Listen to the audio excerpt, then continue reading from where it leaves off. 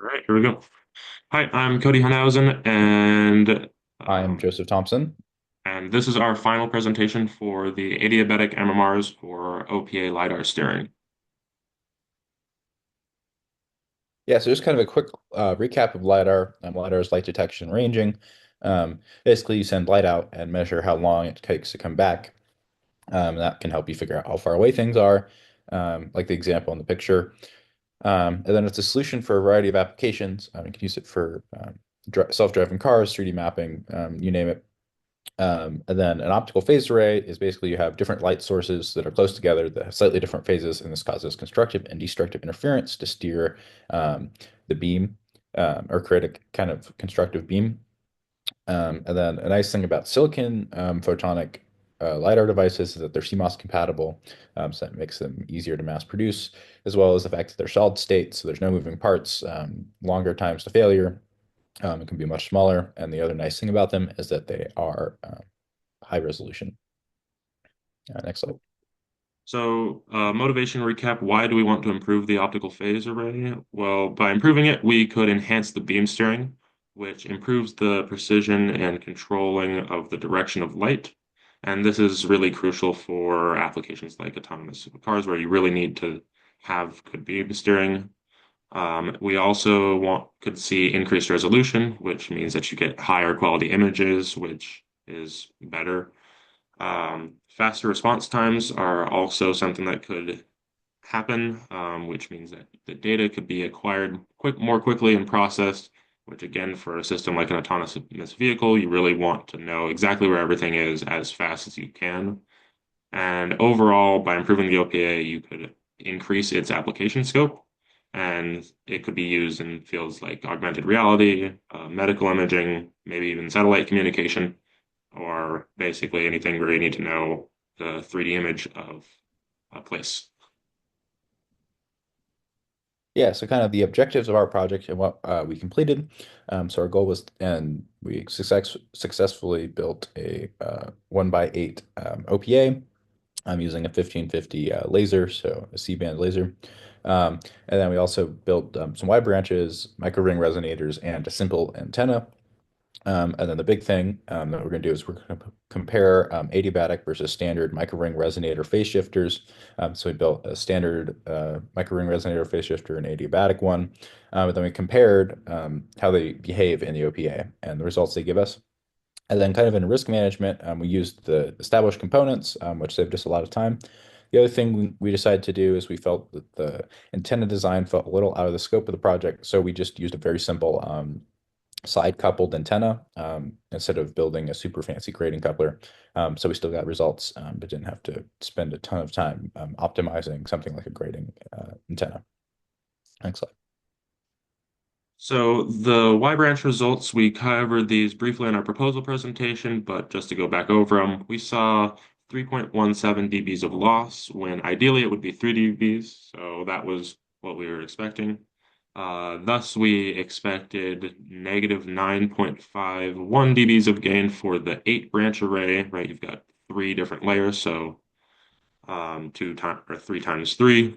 And in conclusion, our Y branch array should be able to split the signal without any phase shift between the outputs. And that is exactly what we saw. I made an interconnect sim where I made a Y branch array, like you can see here. And from the previous results, we'd expect just negative 9.51. And from this, we saw negative 9.506 at 1550 nanometers. And an interesting thing, again, we see slightly better results at a longer wavelength, but we don't particularly worry about that.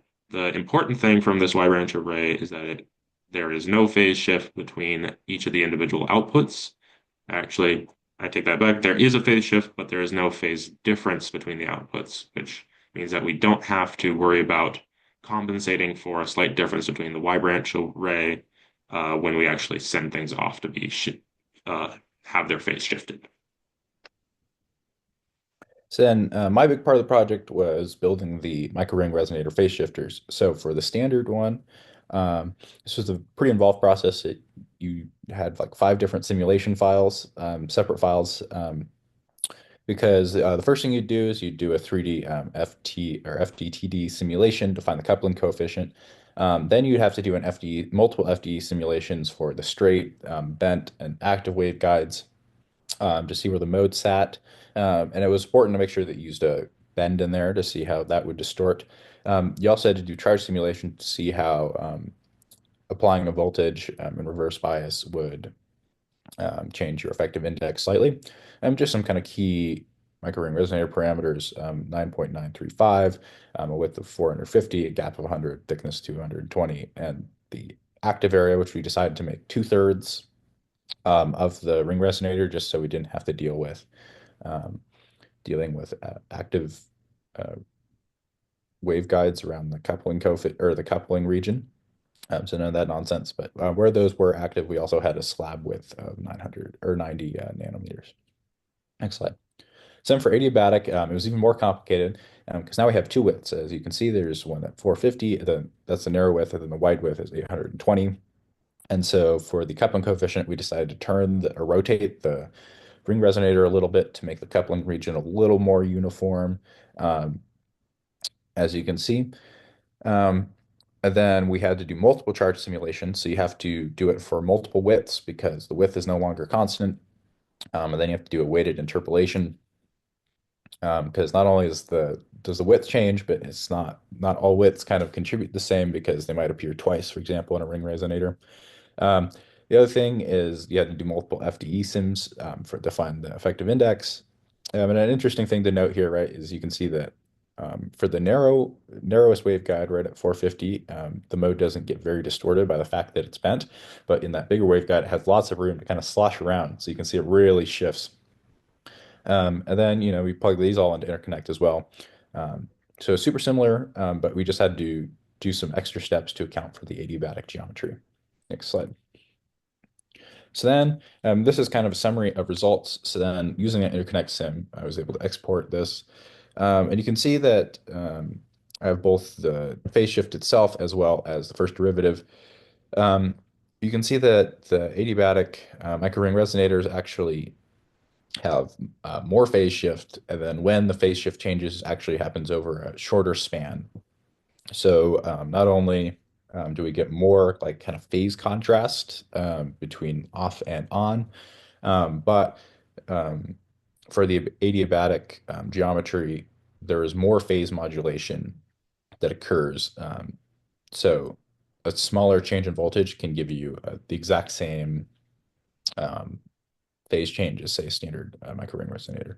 So you can have to change or sweep the voltage less to get a bigger effect, which is beneficial.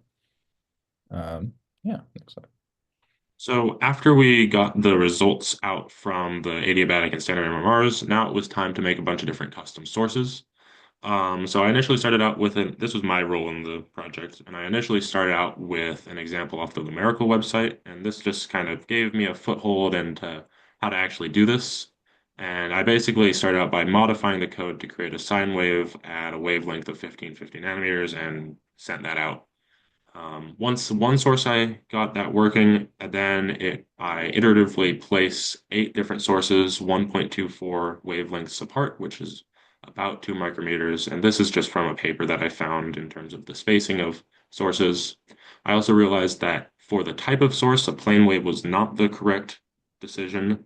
And so I switched to a Gaussian source, which is apparently a good approximation according to another paper. And I also set this grating coupler or this edge coupler to be a 3 by 3 micrometer square. And this is similar to what was done in again, another paper. And then finally, I would add a different phase shift to each source. So there was a lot of tuning that went into this project. Mainly, the issue I ran into was the simulation window is really large. So having a mesh that is too large or detailed means that the output files would fill my U drive and crash the simulation. So I had to turn things down. But what was nice at it is that right off the bat, we were seeing beam steering. So it was essentially through guess and check that I settled on window size and mesh accuracy. So going through the code, I first set all of the parameters and relative coordinates of everything. I add a 2D FDTD window and monitor. Then I have a couple of if statements to either use a preset example or use data. This was just for testing. And then I iteratively add the Gaussian sources with a set phase. And what's cool is that if we have no phase shift, we see no steering, and that's what this image is on the screen right now. And that was kind of this is kind of a control test at 1552 nanometers. Um, Now, one thing that we looked into, or I looked into, was changing the amplitude as well as changing the phase. But the results that we got out of the adiabatic and standard MMR said that, hey, there's actually not that there's relatively no change in the amplitude. Thus, we ignored that and just went with phase steering. And essentially, all you have to do is get the maximum phase shift out for the best steering, and then evenly split that between all the different sources, and then I find the theoretical voltage to induce that phase shift as a little bonus. Yeah. So I'm going to just kind of go over some of the results here. So for the adiabatic one, the table on the big table over here basically is just describing each of our sources as well as the phase shift at that source, as well as the mapping to the voltage that would give us that phase shift. Um, and then from you can see it generated the plot on the right, and from that you can see we were able to calculate a field of view of 4.69 degrees as well as an angular resolution of 1.26 degrees. And then for the standard MMR or MMR, you can see once again we have all of the sources, what their phase shift was, as well as the voltage associated with that. And you can see that we have a slightly smaller field of view, so 3.86 degrees, and the angular resolution is less small. And so you want a smaller angular resolution so you can resolve smaller features. Um, so basically the standard MMR is doing a little less well than the adiabatic one. Next slide. So here's maybe a better visual comparison between these two results. The image on the left is an overlap where I changed the opacity of the top image just so that you can see this slight kind of overlap, and that's what that white and dark represent. And I think even better is this GIF that we made where we essentially flick back and forth between the two results to be able to visualize that kind of small shift maybe a little easier, which I think is really cool. Uh, oh, there you go. So to compare the results in terms of numbers for our max phase shift, the AMRR performed 18.25% better. We also saw 372% better maximum phase modulation. The phase modulation FWHM is also better. We are down 86%. Our field of view is also 21.5% better. And our angular resolution is 6.67% less, which is also better. And overall, the AMRs appear to yield a better beam profile while also being more sensitive to voltage change. So yeah, just some conclusions. As Cody said, our experiment showed some really slight improvements for adiabatic microring resonators over standard ring resonators um, in the following metrics. So field of view, it was better. It was slightly better angular resolution. We got more phase shift, and we also got a better phase modulation per volt.